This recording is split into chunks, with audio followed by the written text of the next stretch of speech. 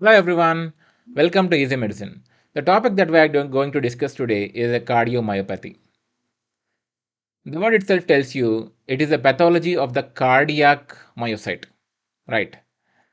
So there are three different kinds of cardiomyopathies: hypertrophic cardiomyopathy, restrictive cardiomyopathy, and dilated cardiomyopathy. We are going to discuss each and every cardiomyopathy in this brief outline, starting with the definition, etiology, pathogenesis, clinical features, evaluation using different investigative modalities like chest X-ray, ECG, echocardiography, and finally, we'll also see the management of the patient. In this lecture, we are going to look at the hypertrophic cardiomyopathy in detail. But prior to that, let's have a look at the structures of all the different kinds of cardiomyopathies. So, this is a normal heart. In this normal heart, appreciate the ventricular cavity sizes or volumes and appreciate the ventricular wall thickness for reference. Now, when you look at the second one, that is hypertrophic cardiomyopathy, where you can appreciate the asymmetrical hypertrophy of the left ventricle along with the hypertrophy of the ventricular septum. And the septum is going to bulge into the left ventricular cavity, and the left ventricular volume is significantly reduced here. Now, the second one, restrictive cardiomyopathy. As you can observe here, the ventricular chambers, the ventricular walls are significantly thickened on both the sides, and the ventricular cavities are also reduced. So, both the patients of HCM as well as RCM will develop heart failure with preserved ejection fraction. And lastly, the dilated cardiomyopathy. If you can look at the image, the ventricular chambers are significantly enlarged and the ventricular walls are thinned out. Right. So there is more volume entering into the heart, and also the pressure that the ventricles can generate or the push that the ventricles can generate is significantly low, and the patient will have heart failure with reduced ejection fraction. Now we are in our topic proper, that is hypertrophic cardiomyopathy. The left ventricular wall can become hypertrophied when there is an obstruction to its outflow, as in case of systemic hypertension or aortic stenosis, because they are going to exert some pressure or obstruction or resistance against which the ventricle has to pump the blood.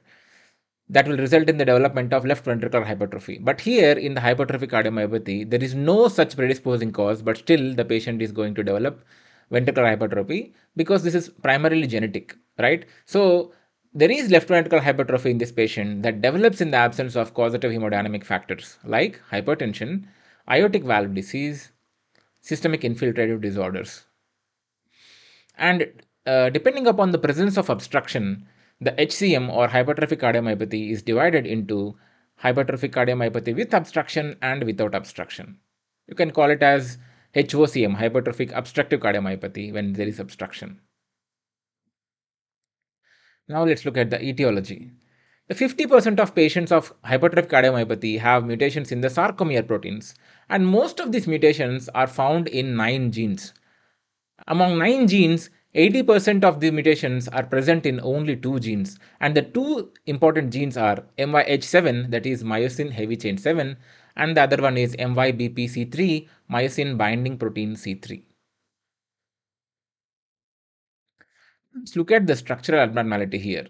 So if you can appreciate, again, this is just a repetition, short repetition, you can appreciate the asymmetrical septal and the ventricular hypertrophy here, and there is the left ventricular outflow tract obstruction. See, the left ventricular outflow tract is here. The left ventricular outflow tract is nothing but the pathway along which the blood from the ventricle is being pumped into the aorta. Right, that is left ventricular outflow tract. Because of the septum bulging into the left ventricular cavity, the left ventricular outflow tract is being narrowed here. That is what is known as, that is what is called as LVOT obstruction here. And because of this LVOT obstruction, the blood will enter back into the left atrium, and there is left atrial enlargement and hypertrophy, or because of volume overload. Now, because of this structural abnormality, how are the hemodynamics going to change in the heart? We are going to have a look at it. So the problem starts at the subvalvular level, that is in the left ventricular outflow tract, that you can call it as the subvalvular aortic stenosis. And when there is an obstruction in the left ventricular outflow tract, while the left ventricle is ejecting blood into the aorta, there appears to be an ejection systolic murmur. And since the time required for emptying of the left ventricle into the aorta is increased because of the LVOT obstruction, the A2 is delayed. Usually in a normal patient, the second heart sound has A2 as well as P2, but A2 is present prior to P2, but because this A2 may get delayed because of the LVOT obstruction, there can be a paradoxical S2 split in this patient. And when you look at the forward, the blood ejecting into the aorta is also reduced, and hence there is reduced cardiac output, reduced systolic blood pressure. And when the blood ejecting into the carotids is reduced, the patient can develop presyncope and syncope, and the blood flow into the coronaries is also reduced, and the patient can develop angina. And when you look at backwards, the LV is already having an asymmetrical septal and ventricular hypertrophy, and this hypertrophy can result in a S4 gallop, right? And since the blood is not entering properly into the left ventricular outflow tract, the blood will move backwards. And also, the left ventricular outflow tract diameter is significantly reduced, and in this narrow diameter, all the blood in the ventricle has to move rapidly upwards, right? So, whatever is left throughout its path is being pulled. Because of this reason, the anterior leaflet of the mitral valve is also sucked into this flow. This has been explained as the systolic anterior motion of the mitral valve leaflet, and that will result in, if the anterior motion of the mitral valve leaflet happens like this, what will happen? There is a gap that is formed in between the two leaflets of the mitral valve, and there can be mitral regurgitation. So the mitral regurgitation will result in the development of a pansystolic murmur. So because of the mitral regurgitation, the patient will also develop left atrial dilatation and eventually can develop atrial fibrillation. If the blood still backflows, and there can be pulmonary venous congestion and eventually lung congestion and pulmonary edema, and that will result in shortness of breath in the patient. Having understood it, now let's look at the clinical features. So, the most of the patients are usually asymptomatic at the presentation. But if they are symptomatic, they'll have, you can remember these symptoms as S, A, and D. S for syncope or presyncope or lightheadedness, we know the reason, and A for angina, and D for dyspnea because of pulmonary congestion or edema. And there can be a sudden cardiac death. This is the most dreadful complication that we are worried about when the patient is diagnosed with hypertrophic cardiomyopathy.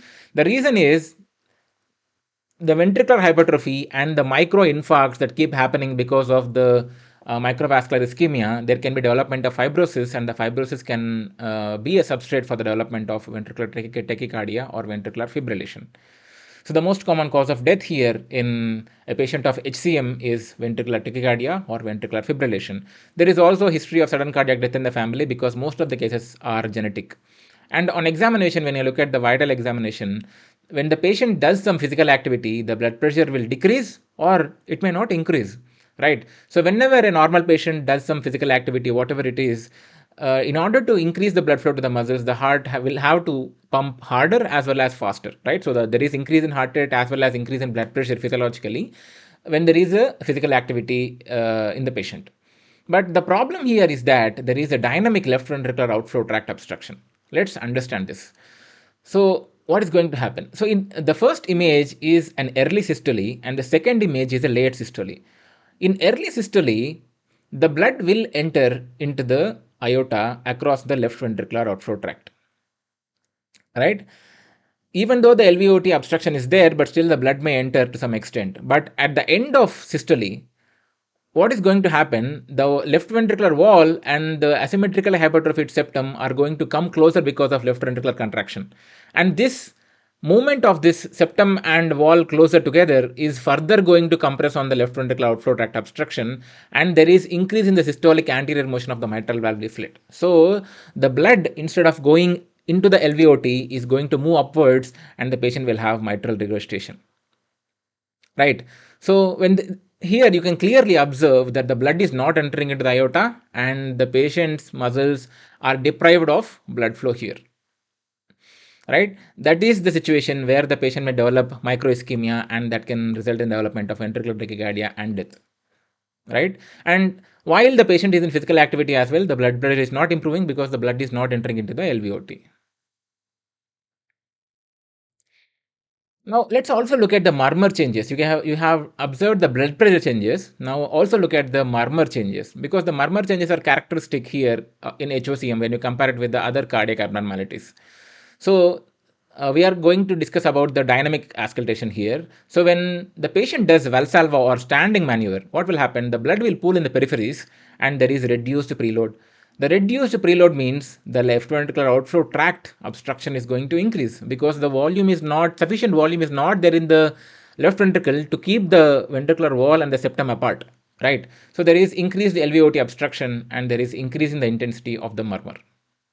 And by making the patient to do squatting or passive leg rise, what will happen? By when the patient lies supine and raises his legs upwards, the preload to the heart increases, and that will reduce the LVOT obstruction, and that will eventually reduce the murmur intensity. Now, when the patient is given amyl nitrate is a vasodilator. Again, the vasodilator reduces the afterload, because the systemic vasodilation is going to reduce the afterload, and reduced afterload will result in increased LVOT obstruction, and that will again increase the murmur intensity in this patient. What is the murmur that is there here? An ejection systolic murmur. And if the patient does the hand squeezing again increases the afterload. Afterload again reduces the LVOT obstruction and reduces the murmur intensity. If you have come this far, I'm sure you find value in this video. Please like, share, subscribe, and hit the bell icon. If you want free notes for this video, please download the Easy Medicine app from the Play Store. Now let's move back into our clinical features. We are still in the vital examination. When you look at the pulse is a pulsus bisferiens, and on cardiac examination, when you appreciate the apex is laterally displaced because of hypertrophy, and there is a heaving kind of apex, and it can be a double or triple apical impulse because of the asymmetrical septal hypertrophy that is there. And the heart sounds, like we already discussed, there can be a paradoxical S2 split because of delayed A2 closure, and there is an S4 gallop because the left ventricle has become quite stiff. And a murmur, that is an ejection systolic murmur, is heard at the lower left sternal border or at the apex.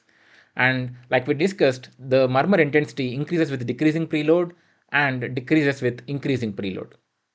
The maneuvers that decrease the preload are the Valsalva and standing. The maneuvers with increasing preload are the squatting and the passive leg rise. And of course, when the patient develops a functional MR because of the systolic anterior motion of the mitral valve leaflet, the patient can develop a pan-systolic murmur. So these are briefly the clinical features that can be seen in this patient, and these are the findings that you find on the clinical examination. Now let's move on to the evaluation. When you look at the echocardiography, again the same structural changes that we have known are present here. An asymmetrical hypertrophied septum and a dynamic LVOT obstruction is seen. And on ECG, signs of LVH, non-specific STT wave changes, and septal Q waves may be found. And on chest X-ray, the left atrial enlargement secondary to mitral registration may also be found in addition to the other parameters. Now let's move on to the treatment of hypertrophic cardiomyopathy. The drug of choice, or the first line drug, is a beta blocker or non-dihydropyridine calcium channel blocker. What are they going to do? They are going to reduce the heart rate, and when the heart rate is reduced, there is an increase in the diastolic filling time. When there is an increase in diastolic filling time, there is a significant amount of volume in the left ventricle that will prevent the LVOT obstruction or reduce the LVOT obstruction, right? And to prevent the ventricular tachycardia and ventricular fibrillation, you can place an implantable cardioverter defibrillator, and right? And also, all this is happening because of the asymmetrical hypertrophy of the ventricle. You can remove it surgically by doing a surgical myomectomy, or you can also do an alcohol septal ablation. We also need to understand certain drugs that have to be used cautiously. They are nitrates and diuretics, because both of them are going to reduce the preload. And as you know, reduced preload can increase LVOT obstruction. And you also want to avoid certain drugs like digoxin as well as exercise. You want to avoid exercise as well. Why? Because the digoxin is going to increase the left ventricular contraction. As you know, at late systole, the LVOT obstruction is going to intensify because of this reason. And even exercise is going to demand the heart to pump more and to contract more. So avoid strenuous exercise as well in these patients. Hope you understood this topic, and I will meet you in the next class.